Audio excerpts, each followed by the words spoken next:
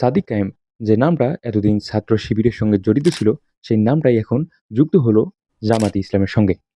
গত ১৫ই জুন সাদিক কায়েম ছাত্র শিবির থেকে বিদায় নিয়ে আনুষ্ঠানিকভাবে জামাতে ইসলামে যোগ দেয়। তার জামাতে যোগ দেওয়ার পর রাজনৈতিক অঙ্গনে উঠতে থাকে একের পর এক গুঞ্জন। তবে সবচেয়ে বড় গুঞ্জনটি হলো সাদিক কায়েম নাকি এবার ঢাকা দক্ষিণ সিটি কর্পোরেশনের মেয়র পদে নির্বাচন করতে পারেন। Oh my god.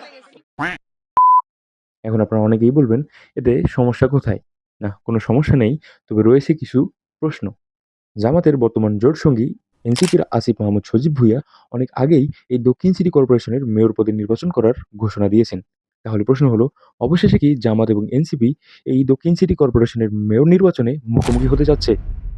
তাছাড়া এই নির্বাচনে বিএনপির সম্ভাব্য প্রার্থী হচ্ছে ইশরাক হোসেন। একদিকে বিএনপির ইশরাক হোসেন, অন্যদিকে এনসিপির আসিফ মাহমুদ আর জামাতের সাদিক কায়েম। ঢাকা দক্ষিণ সিটির এই হাই ভোল্টেজ নির্বাচনটা আসলে কে জিততে পারে? চলুন আজকের এই ভিডিওতে আলোচনা করছি। তাহলে চলুন ভিডিওটি শুরু করছি। তবে তার আগে একটু চেক করে দেখেন তো চ্যানেলটা সাবস্ক্রাইব করছেন কিনা। যদি না করেন এখনই করে নিন। আর যদি আপনি রাজাকারের নাতিপুতি হয়ে থাকেন তাহলে করার দরকার নেই। সাদিক কায়েমকে কমবেশি আপনারা সবাই চেনেন। কেউ তাকে ডাকে ডাকসু ভিপি নামে, আবার কেউ তাকে ডাকে গুপ্ত পুরুষ সাদিক মিয়া নামে।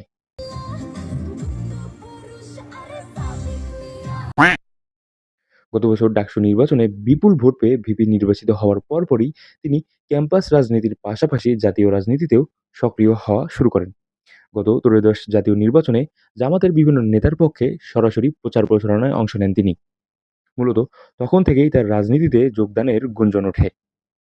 অবশেষে সকল জল্পনা কল্পনা শেষ করে গত 15ই জুন তিনি জাতীয় রাজনীতিতে পা রাখেন। আর তার রাজনীতিতে যোগ দেওয়ার পর যে আলোচনাটা সবচেয়ে বেশি হচ্ছে, সেটা হলো সাদিক কায়েম কি সত্যিই এবার ঢাকা দক্ষিণ সিটি কর্পোরেশনের মেয়র পদে লড়তে যাচ্ছে? যদি সত্যিই তাই হয় তাহলে গল্পটা শুধু সাদিক কায়েমের মধ্যে সীমাবদ্ধ থাকবে না। তখন শুরু হবে ইশরাক, আসিফ আর সাদিক, এই ৩ জনের সবচেয়ে আলোচিত রাজনৈতিক লড়াই।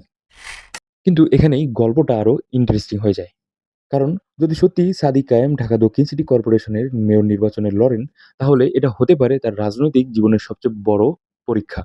কারণ ডাকসু ভিপি হওয়া আর ৪০-৫০ লাখ মানুষের মেয়র হওয়া সম্পূর্ণ দুটি আলাদা বিষয়। আর ঢাকা দক্ষিণও কোনো সাধারণ সিটি কর্পোরেশন নয়। অনেক রাজনৈতিক বিশ্লেষকদের মতে ঢাকা দক্ষিণের এই নির্বাচন জাতীয় রাজনীতিতে অনেক বড় প্রভাব ফেলে। তাই এই নির্বাচনে যদি সত্যিই সাদিক কায়েমকে দেখা যায় তাহলে পুরো দেশের নজর থাকবে তার দিকেই। কিন্তু এখানে একটা বড় সমস্যাও আছে। এই মাঠে সাদিক কায়েম একা নন। একদিকে রয়েছে বিএনপির সবচেয়ে আলোচিত সম্ভাব্য মুখ ইশরাক হোসেন। অন্যদিকে এনসিপি ইতিমধ্যেই আসিফ মাহমুদকে প্রার্থী ঘোষণা করেছেন। শেষ পর্যন্ত যদি এই ৩ জনই মাঠে থাকে, তাহলে ঢাকা দক্ষিণের এই নির্বাচনটা হতে পারে সাম্প্রতিক সময়ে সবচেয়ে বড় রাজনৈতিক লড়াই। এখন প্রশ্ন হলো, এই ৩ জনের মধ্যে সবচেয়ে এগিয়ে রয়েছে কে? চলুন এক এক করে বিশ্লেষণ করছি। প্রথমেই আসি ইশরাক হোসেনকে নিয়ে। ইশরাক হোসেনকে নতুন করে পরিচয় করিয়ে দেওয়ার কোনো প্রয়োজন নেই। ঢাকা দক্ষিণের রাজনীতিতে তিনি অনেকদিন ধরেই একজন পরিচিত মুখ। এর আগেও তিনি মেয়র নির্বাচন করেছেন, ফলে মেয়র নির্বাচনের সকল রাস্তাঘাট তার ভালো মতোই জানা আছে। সবচেয়ে বড় বিষয়, তিনি বর্তমানে বিএনপির একজন সংসদ সদস্য এবং প্রতিমন্ত্রী। যদি শেষ পর্যন্ত বিএনপি তাকেই মনোনয়ন দেয়, তাহলে বিএনপির বিশাল বড় সাংগঠনিক শক্তি তার জন্য একটা বড় প্লাস পয়েন্ট হতে পারে। এরপর আসি আসিফ মাহমুদের কথায়। আসিফ মাহমুদ এনসিপির একজন সদস্য। জুলাই আন্দোলনের মাধ্যমে উঠে আসা এই নেতাকর্মীরা এখন জাতীয় রাজনীতিতে একটি আলোচিত এবং পরিচিত মুখ। আসিফ মাহমুদের সবচেয়ে বড় শক্তি হতে পারে তরুণদের গ্রহণযোগ্যতা এবং নতুন রাজনৈতিক বার্তা। এছাড়া এর আগে তিনি উপদেষ্টা হিসেবেও কাজ করেছেন। সেই দিক থেকে তিনি কিছুটা সাহায্য সহযোগিতা পেতে পারেন। এখন আসি আমাদের গল্পের মূল ক্যারেক্টার গুপ্ত পুরুষ সাদিক মিয়ার কথায়। ডাকসু ভিপি নির্বাচিত হওয়ার পর থেকেই সাদিক কায়েম সারা দেশ জুড়ে আলোচিত সমালোচিত। তার জামাতে যোগ দেওয়ার পর সেই আলোচনা সমালোচনা আরো দ্বিগুণ গতিতে বেড়ে গেছে। যদি সত্যিই তিনি মেয়র নির্বাচনে অংশগ্রহণ করেন, তাহলে জামাতের তরুণ প্রজন্মের প্রতিনিধি হিসেবে তার উপর একটা বাড়তি নজর থাকবে। কিন্তু এখানে একটা প্রশ্ন রয়েছে। ছাত্র রাজনীতিতে জনপ্রিয়তা আর সিটি কর্পোরেশন মেয়র নির্বাচনে মানুষের ভোট পাওয়া, দুইটা কিন্তু এক বিষয় নয় ভাইয়া। এখন আপনার মনে নিশ্চয়ই প্রশ্ন জাগছে, এই ৩ জনের মধ্যে আসলে কে এগিয়ে রয়েছে? তাহলে চলুন মাত্র ৫ টা রাউন্ডের মাধ্যমে বিষয়টা ক্লিয়ার করতেছি। আর ৫ নম্বর রাউন্ডেই রয়েছে আসল ইনফরমেশন। রাউন্ড 1, ব্যক্তিগত জনপ্রিয়তা। ইশরাক হোসেন দীর্ঘদিন ধরেই ঢাকার রাজনীতির একটি পরিচিত মুখ। আর আসিফ মাহমুদ জুলাই আন্দোলনের মাধ্যমে উঠে আসা একজন জাতীয় নেতা। কিন্তু অন্যদিকে সাদিক কায়েম জুলাই আন্দোলন প্লাস পরবর্তী ছাত্র রাজনীতির মাধ্যমে সারা দেশ জুড়ে পরিচিতি পেয়েছেন। তিনজনেরই পরিচিতি আছে, তবে তাদের ক্ষেত্রটা ভিন্ন ভিন্ন। রাউন্ড টু, দলের সংগঠন। দেখুন, নির্বাচনে জিততে কিন্তু শুধু জনপ্রিয় হলেই হয় না, লাগে একটি শক্তিশালী সংগঠন অথবা দল।